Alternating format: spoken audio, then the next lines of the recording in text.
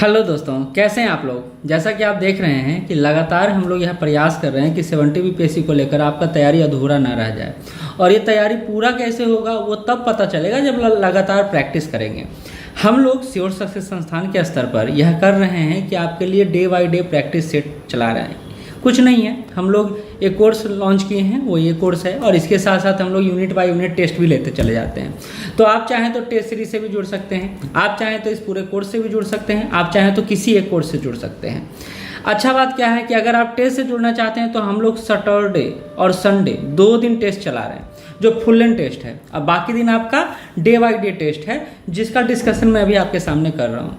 आज का यह टेस्ट कई मायनों में अलग रहा और इसका क्वेश्चन का लेवल सभी ने कहा कि बहुत अच्छा है और नंबर भी नहीं आया बच्चों का। उनका शिकायत था कि सर आप पढ़ाएं, वो नहीं आया है। तो मैं उनको भी बताना चाहूँगा और आपको भी दिखलाना चाहूँगा कि सिर्फ पढ़ने से नंबर नहीं उठता है और सिर्फ पढ़ने से आप पास नहीं करेंगे। जो पागलों की तरह लोग पढ़ रहे हैं ना, उनको ये समझना चाहिए कि पढ़ना, फिर रिवीजन करना और फिर प्रैक्टिस करना, ये एक बेहतर तरीका है जिससे आप कॉन्फिडेंस क्रिएट कर पाएंगे और आगे बढ़ पाएंगे। कौन सफल होगा कौन सफल नहीं होगा इसका निर्धारण जो करेगा वो होगा फाइनल एग्जाम। लेकिन अभी आपको सही स्ट्रेटजी से काम करना है, ठीक है। तो चलिए चलते हैं आज के क्वेश्चन पर। और कैसा है क्वेश्चन, आप सॉल्व कर पाते हैं नहीं कर पाते हैं, कितना नंबर लाते हैं ये बताइएगा। क्योंकि हाईएस्ट नंबर जो आज आया है वो आया है 15 नंबर, अप्रॉक्स 15 नंबर, ठीक है। बाकी सबका 5, 6, 7, 8 के बीच ही रहा है। तो पहला क्वेश्चन है, कहता है उत्पत्ति और ब्रह्मांड सौर प्रणाली के विकास का भौगोलिक क्षेत्र दिया हुआ है, उसका वर्णन दिया हुआ है, ठीक है। अब आपको इसका मिलान करना है। जैसे हमने पढ़ा था और आपको याद होगा, जो भी देख रहे होंगे क्लास के बच्चे, कि हमने पढ़ा था कि 0 डिग्री होता है, विषुवत रेखा होता है, इसी को भूमध्य रेखा भी बोला जाता है, इसको इक्वेटर लाइन भी बोला जाता है। ऊपर हमने पढ़ा था मकर रेखा या कर्क रेखा। तो हमने पढ़ा था कि ऊपर कर्क रेखा होता है और नीचे मकर रेखा होता है, याद है। फिर हमने पढ़ा था, थोड़ा सा इसका पॉइंट, फिर हमने पढ़ा था ऊपर इसके ये 66.5 डिग्री है या 23.5 डिग्री है, 0 डिग्री है। तो 66.5 डिग्री के ऊपर हमने पढ़ा था कि ये शीत कटिबंध होता है, ये शीतोष्ण कटिबंध होता है और ये उष्ण कटिबंध होता है। तो उसी को टेम्परेट जोन बोला हुआ, ट्रॉपिकल जोन बोला हुआ, कोल्ड जोन बोला हुआ, ठीक है। अब इसको मिलान करना, देखिए कितना आसान क्वेश्चन है। अगर आप जानते हैं तो ये कितना आसानी से बन जाएगा। अच्छा, शीतोष्ण क्षेत्र कैसा होगा? क्या बहुत ज़्यादा गर्म होगा? बिल्कुल नहीं। ये एरिया है तो बहुत ज़्यादा गर्म तो नहीं होगा, सूर्य भगवान का तिरछा जाएगा प्रकाश यहाँ पर। तो अब देखिए, तो अब इसको मापिए, अत्यधिक ठंडा तो ये तो नहीं होगा, सर्वाधिक सीधी और नहीं होगा, मध्यम तापमान विशिष्ट मौसम बिल्कुल सही है। अच्छा देखिए, उष्ण कटिबंधीय कैसा होगा? तो गर्म होगा, सीधा भगवान सूर्य का प्रकाश वहाँ पर पड़ेगा, तो ये तो बी का 2 हो जाएगा। अगर 2 मिल गया है तो आंसर तक आप नहीं पहुँच जाएंगे। बताइए कितना आसान क्वेश्चन था। और फिर कहते हैं कि ये हार्ड क्वेश्चन है, अगर आप रट के पढ़िएगा तो हर सब्जेक्ट हार्ड लगेगा। मैं इसलिए वर्ल्ड ज्योग्राफी पढ़ाने में 2 बातों का ध्यान रखा हूँ, कहीं हमसे तथ्य मिस ना हो जाए और कंसेप्ट छूट ना जाए। इसलिए नोट्स भी बेहतर दिया है मैंने आपको और समझाया ही बेहतरीन आपको, ताकि आपका क्वेश्चन गलत ना हो पाए, ठीक है। चलिए अगला देखिए ना, अगला तो और आसान है, आप आराम से बना लेंगे। नहीं बना लेंगे? देखिए तो क्वेश्चन पढ़िए, तो जरा पढ़ते हैं। कहता है, कथन एक अक्षांश प्रधान मध्याह्न रेखा के पूर्व या पश्चिम में दूरी को मापता है। अच्छा, पहले आपको पता होना चाहिए कि लैटिट्यूड किसको कहते हैं, लॉन्गिट्यूड किसको कहते हैं। चलिए, इसको क्या कहते हैं? अक्षांश कहते हैं, लैटिट्यूड कहते हैं, ठीक है। और इसको क्या कहते हैं? देशांतर कहते हैं, लॉन्गिट्यूड कहते हैं। अब ये कह रहा है कि अक्षांश प्रधान मध्य रेखा के पूर्व या पश्चिम की दूरी को, अक्षांश कभी पूर्व और पश्चिम को माप सकता है? अक्षांश हमेशा उत्तर और दक्षिण को मापेगा। बताइए इजी कंसेप्ट है या नहीं? आप खुद बताइए, क्या ये आपसे बन सकता है या नहीं बन सकता है? तो बिल्कुल बन सकता है, बस डर को भगाना है और आप जीत जाएंगे यह युद्ध। जितना आसान है आपके लिए, ठीक है। सेकेंड लाइन पर आते हैं, भूमध्य रेखा 0 डिग्री अक्षांश पर स्थित है, बिल्कुल सही है। तो कौन सा कथन हो जाएगा? तो कथन अब कहता है कि कथन 1 गलत है और कथन 2 सही है। तो ठीक है, आंसर हो गया हमारे पास। समझ में आया कैसे आंसर आ गया? तो पढ़ना तो है ही इंपॉर्टेंट, कंसेप्ट को भी ध्यान में रखना है। तीसरा आते हैं, देखिए इसके लिए मैंने जो नोट्स दिया था उसको भी एक बार आपको दिखाता हूँ, आपको पता चले कि नहीं हम लोग इस लेवल को मेंटेन करें और ऐसा ऐसा क्वेश्चन अगर बीपीएससी देता भी है तो हम टैकल करेंगे और हम लोग बना। ये है आपका नोट्स जो मैंने आपको दिया है, ठीक है। अब देखिए अक्षांश देशांतर सभी मैंने यहाँ पर समझाया है। यही जो है, यही फिगर जो है जिसमें से आज 3 और 4 क्वेश्चन रहा है। जब आपको पता होना चाहिए, हमने पढ़ा था, समझाने में यहाँ आसान रहेगा कि ये एरिया गर्म एरिया होता है। मैंने बताया था और आपने भी समझा था और आपको समझ में भी आ गया था। क्यों गर्म होता है? क्योंकि सूर्य को रोशनी सीधे यहाँ पर पड़ता है। फिर देखिए सूर्य कहाँ से कहाँ मूव करता है, 23.5 डिग्री ऊपर, 23.5 डिग्री नीचे। ठीक है, ये समानता उष्णकटिबंधीय एरिया कहलाता है। ठीक है, हमने पढ़ा था इसके ऊपर जो है शीतोष्णकटिबंधीय एरिया है। ठीक है, नीचे भी शीतोष्ण और ऊपर क्या है, शीतकटिबंधीय एरिया है, जो 66.5 डिग्री के यहाँ तक शीतोष्ण, यहाँ इसके ऊपर शीतकटिबंध, आर्कटिक सर्किल जिसको कहते हैं। तो ये अगर आपको याद है ना, तो 4-5 क्वेश्चन आपको यहाँ से बन जाएगा। और आपको अगर कंसेप्ट नहीं पता है, आप रट के आए हैं, तो आप नहीं बना पाएंगे। देखिए सारा पॉइंट लिखा हुआ है, पॉइंट बाय पॉइंट लिखा हुआ है। और अगर आपको ये नोट्स लेना है, नोट्स भी आपको हम दे रहे हैं, आपको नोट्स लेना है तो ऐसा ही नोट्स आपको बेहतरीन नोट्स मिलेगा। आप इसके लिए एक नंबर लिख रहा हूँ मैं, आप उस पर व्हाट्सअप कर लीजिएगा या कॉल कर लीजिएगा, 9334710148। इस पर कॉल या व्हाट्सअप कर लीजिएगा टेस्ट सीरीज के रिगार्डिंग, या फिर आपको मटेरियल लेना हो या क्लास लेना हो जिसके रिगार्डिंग। चलिए थर्ड क्वेश्चन की तरफ बढ़ते हैं। जैसा कि मैंने बोला, वो फिगर याद है तो आपको आधा क्वेश्चन बनते चला जाएगा। विश्वास मानिए, आपको कंसेप्ट क्लियर है तो क्वेश्चन बनेगा। कहता है शीतोष्ण कटिबंध में न्यूनतम तापमान का अनुभव होता है क्योंकि सूर्य की किरणें एक तिरछी कोण पर पड़ती है। बहुत सही बात है। अभी हमने देखा सीधा है तो यहीं पर पड़ता है, यहीं गर्मी होता है, बाकी यहाँ तो तिरछा पड़ता है। ठीक है, शीतोष्ण कटिबंध में आर्कटिक वृत्त से लेकर उत्तरी ध्रुव तक का क्षेत्र शामिल है। बिल्कुल गलत, ये शीत कटिबंध होता है। क्या होता है? ये शीत कटिबंध होता है। तो कथन 1 सही है, कथन 2 गलत है, तो सी हो जाएगा आंसर। ठीक है, चलिए नेक्स्ट पर चलते हैं। चौथा, क्षुद्रग्रह किनकी कक्षाओं के बीच पाए जाते हैं? Asteroid are found between the orbit of. देखिए ये नोट्स में नहीं दिया हुआ, लेकिन हम लोग क्लास जब कर रहे थे, क्लास में चर्चा हो रहा था, तो उस समय मैंने इसका बारे में बात किया था। और एक लड़के ने भी बोला था, हमने बोला था कि हाँ आपको ये देख लेना होगा, हर चीज़ नोट्स में नहीं है, लेकिन हमने इसमें क्लास में चर्चा किया था। तो आप ऐसा नहीं बोल सकते कि नहीं है। हमने बताया था कि मंगल और बृहस्पति के मध्य जो है क्षुद्रग्रह पाया जाता है, एस्टेरॉयड पाया जाता है। एस्टेरॉयड को लेकर एक और जानकारी है जो आप जान लीजिए। माना जाता है कि एस्टेरॉयड जो थे पहले ग्रह के रूप में थे, लेकिन फिर ये टूटे और ये फिर मंगल और बृहस्पति के मध्य अवस्थित हो गए। 4 सबसे बड़े एस्टेरॉयड के बारे में जान लीजिए, ये काम देगा आपको। पहला है सेरस, दूसरा जो है वेस्टा है, तीसरा एस्टेरॉयड है जो पलस है, और चौथा एस्टेरॉयड है जो हाइजिया है। और अब बाद में जाके इस पर एक क्वेश्चन भी आपको करना है, तो ये आपको पता होना चाहिए। ठीक है, आगे बढ़ते हैं। कौन सा ग्रह सल्फ्यूरिक एसिड के घने सफेद और पीले बादलों से बना हुआ है? तो ये हमने चर्चा किया था। तो ये सल्फ्यूरिक अम्ल के बारे में चर्चा किया था। क्या होगा आंसर? तो बिल्कुल सही है, आप शुक्र होगा आंसर। शुक्र के बारे में हमने ये भी चर्चा किया था कि इसको सांझ का तारा बोला जाता है या इसको भोर का तारा भी बोला जाता है, दोनों एक ही होता है हिंदी में। भोर का तारा बोला जाता है। मैंने बोला था इसको ट्विन सिस्टर बोला जाता है, किसका? पृथ्वी का। मैंने ये भी बोला था कि इसको बेल्ट प्लेनेट बोला जाता है, अस्पष्ट या ढाका हुआ ग्रह भी इसको बोला जाता है। तो इससे संबंधित क्वेश्चन आता है तो आप इसको कर सकते हैं। ठीक है, और ये दक्षिणावर्ती घूमता है। एक शुक्र है जो दक्षिणावर्ती घूमता है, और एक अरुण के बारे में मैंने बोला था जो दक्षिणावर्ती घूमता है, बाकी सारे लोग वामावर्ती घूमते हैं। ठीक, तो इसी से जुड़ा हुआ अगला क्वेश्चन है जो कह रहा है किस ग्रह को अप्रत्यक्ष यानी विल्ड प्लैनेट के नाम से जाना जाता है? तो मैंने अभी आपको बताया कि विल्ड प्लैनेट के नाम से किसको जाना जाता है? शुक्र को जाना जाता है। क्यों जाना जाता है? क्योंकि यह घने बादलों से घिरा हुआ है, घने बादल का आवरण इस पर चढ़ा हुआ है, और इसी कारण इसको अप्रत्यक्ष ग्रह कहते हैं। ठीक है, चलिए आगे बढ़ते हैं। अगला है निम्नलिखित में से किस ग्रह के पास सबसे अधिक संख्या में प्राकृतिक उपग्रह या चंद्रमा है? तो देखिए आपको पता होना चाहिए, ये क्लास में करवा चुके हैं। जो भी बोल रहे हैं कि नहीं सर नहीं करवाया, तो आप नोट जाके देख लीजिए, नहीं रहेगा तो फिर बताइएगा। ठीक है, हमने किया था कि बृहस्पति के पास 95 है, वहीं शनि के पास 146 है, वहीं सॉरी शनि के पास 146 है। वहीं हमने पढ़ा था कि बृहस्पति के पास 95 है। सबसे ज़्यादा ग्रह किसके पास है? शनि के पास है, ये हमने देखा था। अच्छा, कहेंगे मंगल के पास कितना है? तो मंगल के पास 2 है, बताए थे या नहीं बताए थे? पृथ्वी के पास कितना है? तो 1 मात्र है। तो ये सारा जानकारी हम लोग ले चुके थे, ठीक है। कहा जाता है, अगला क्वेश्चन है, निम्नलिखित में से किस ग्रह पर दिन सबसे छोटा होता है?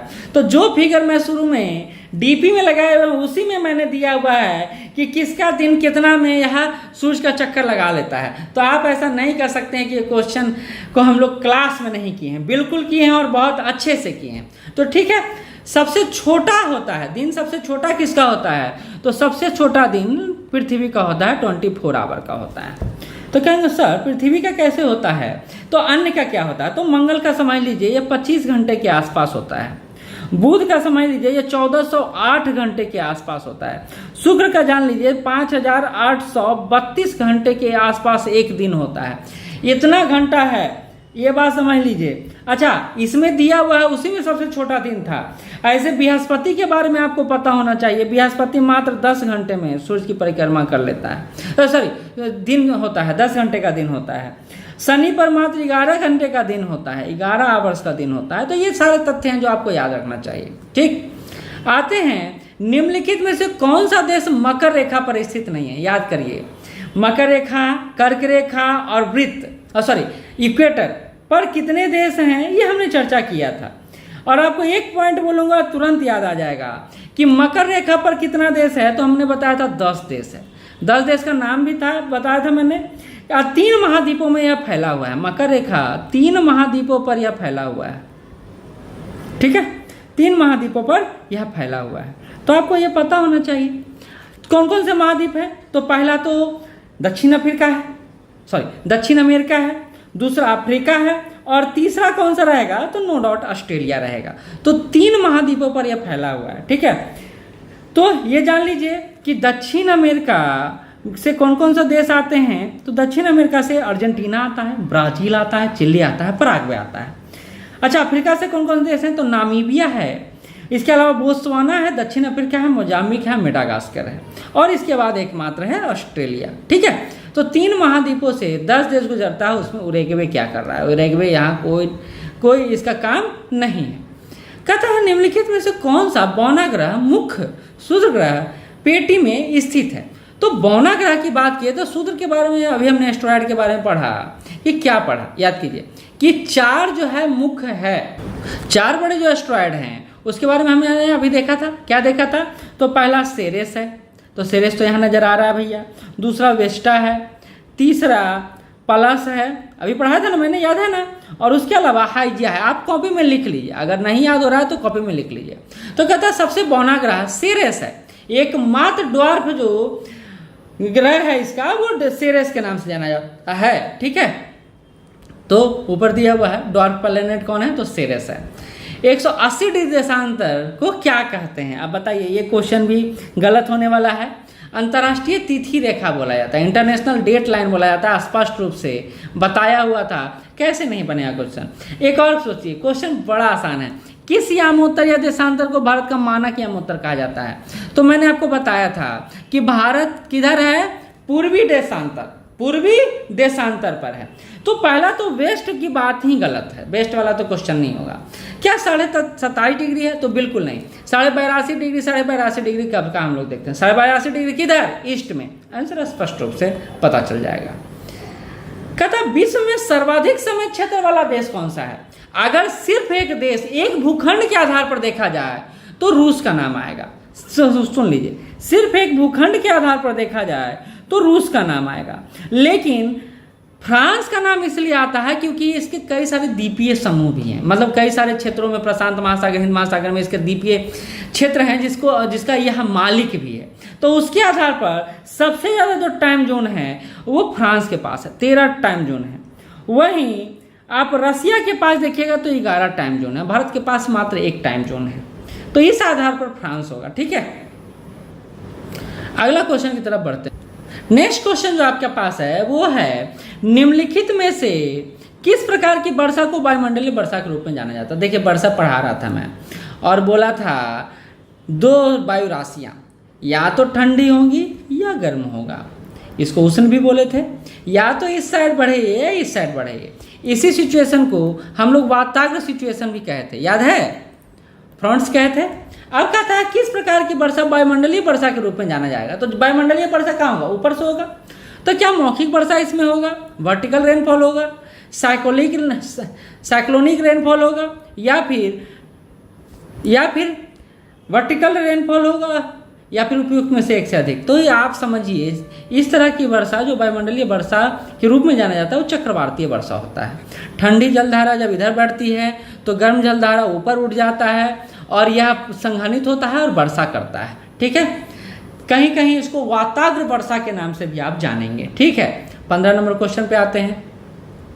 कहता उष्णकटिबंधीय चक्रवात ज्यादातर महासागरों के पश्चिम भाग में बनते हैं और पूर्वी उष्णकटिबंधीय महासागरों में नहीं बनते हैं। ऐसा क्यों होता है? तो बड़ा सिंपल रीजन है। पहले ये बात समझिए कि चक्रवात, उष्णकटिबंधीय चक्रवात किस किस रूप में बन सकता है। देखिए, हम दो तरह के चक्रवातों की चर्चा किए थे, आपको क्लास में याद होगा। तो एक तो शीतोष्ण चक्रवात की बात किए थे और एक उष्णकटिबंधीय चक्रवात की बात किए थे, याद है? बिल्कुल याद होगा। तो कहते हैं कि काहे यह ज्यादातर महासागर के पश्चिम भाग में बनता है, पूर्वी उष्णकटिबंधीय महासागर में नहीं बनता है। तो इसका सिंपल सा कारण होगा जो चक्रवात बनने के लिए जरूरी विशेषता चाहिए वो, जैसे 27 डिग्री सेंटीग्रेड से ज़्यादा तापमान चाहिए, पहला। दूसरा, कोरोलिसिस बल की उपस्थिति चाहिए, कोरोलिसिस बल की उपस्थिति चाहिए। ठीक है, और आपको बताया था कि पृथ्वी के घूर्णन गति के कारण कोरोलिसिस बल का क्रिएशन होता है। ऊर्ध्वाधर हवा की गति में छोटे बदलाव चाहिए, यानी हवा की ओर उठना चाहिए। तो ये सारे बात बताए थे। अब बताते हैं, कह रहा है कि पूर्वी और एक बात और बताए थे भारत के संदर्भ में कि भैया भारत में बंगाली खाड़ी में ही ज़्यादा चक्रवात क्यों उत्पन्न होता है, उष्णकटिबंधीय अरब सागर में क्यों नहीं उत्पन्न होता। तो मैंने बताया था इसकी गहराई कम है, कम गहराई है, जल्दी गर्म होता है, इसकी ज़्यादा गहराई है, बताया था, याद है? तो देखिए ऑप्शन पर जाइए। ठंडी धाराएं उष्णकटिबंधीय महासागरों के पूर्वी भागों की सतह के तापमान को कम कर देती है, और कम कर देती है, इसके कारण वर्षा कम होता है और चक्रवात नहीं बन पाता है। और ये वर्षा क्यों होता है? तो वर्षा इसलिए होता है कि चक्रवातीय स्थिति उत्पन्न होती है। तो यही बात बोला जा रहा है कि पहला ऑप्शन, दूसरा ऑप्शन, पूर्वी उष्णकटिबंधीय महासागरों पर कोरोलिसिस बल बहुत कमजोर है, ये ऑप्शन सही नहीं है। पूर्वी उष्णकटिबंधीय महासागरों में सागरीय धारा का अभाव है, ये भी गलत है। ऑप्शन ए इसका सही आंसर होगा। सैफियर सिम्पसन स्केल का उपयोग तीव्रता को मापने में किया जाता है। किसके तीव्रता को मापने में किया जाता है?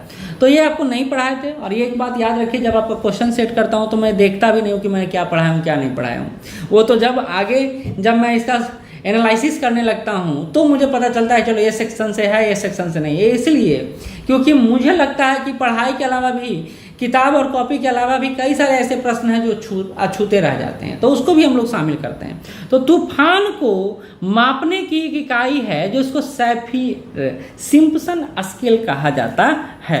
तो ये तूफान की तीव्रता को मापता है। ठीक है, यह मुख्यतः 1 से 5 तक पॉइंट होता है, उसी के बीच यह तूफान को मापता है कि 1 आया, 2 आया, 3 आया, उसी के आधार पर इसकी तीव्रता का निर्धारण किया जाता है।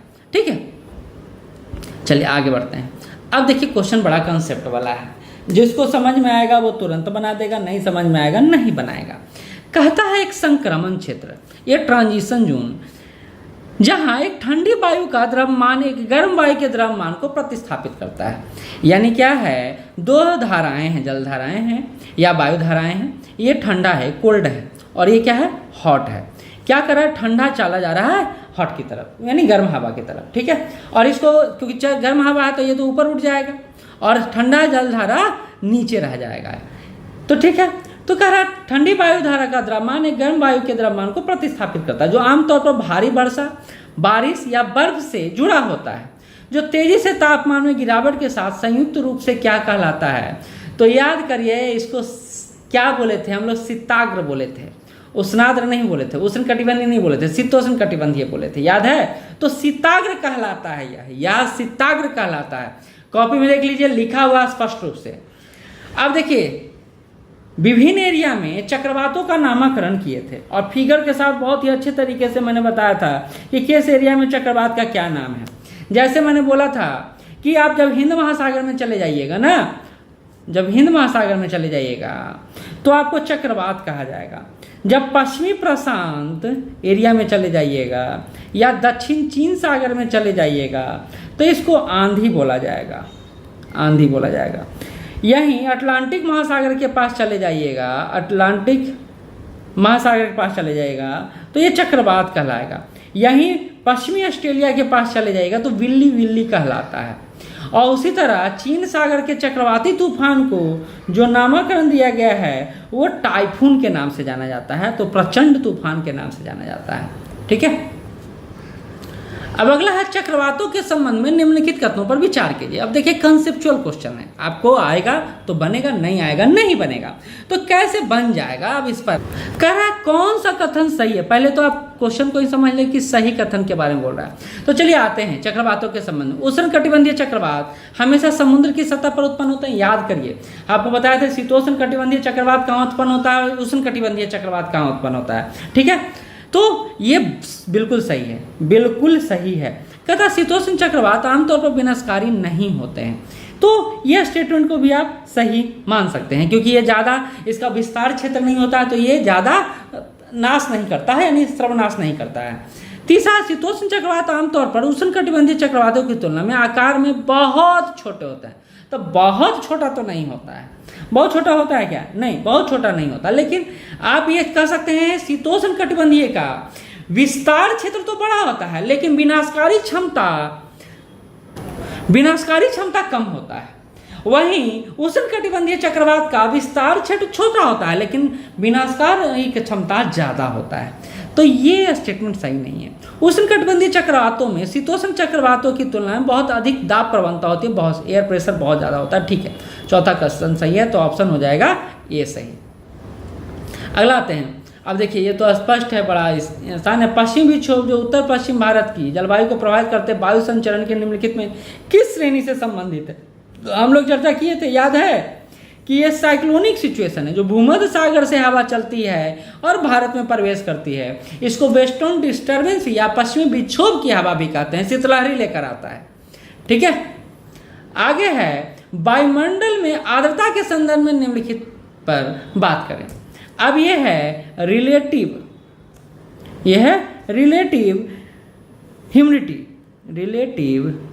ह्यूमिडिटी, और ये है जो पूर्ण आर्द्रता है एब्सोल्यूट ह्यूमिडिटी है, जैसे सामने लिखा हुआ, सॉरी ध्यान नहीं रहा।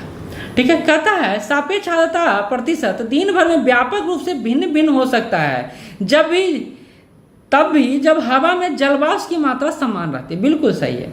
सापेक्ष जो आर्द्रता है वो क्या कहलाता समझ लीजिए, the amount of water vapour in air of A given temperature and the maximum amount of vapour that the air could hold at that temperature. मतलब कि एक निश्चित ताप पर हवा के अंदर जितना भी वेपर यानी जलवाष्प को ग्रहण करने की क्षमता होती है ना, वो सापेक्ष आर्द्रता कहलाता है।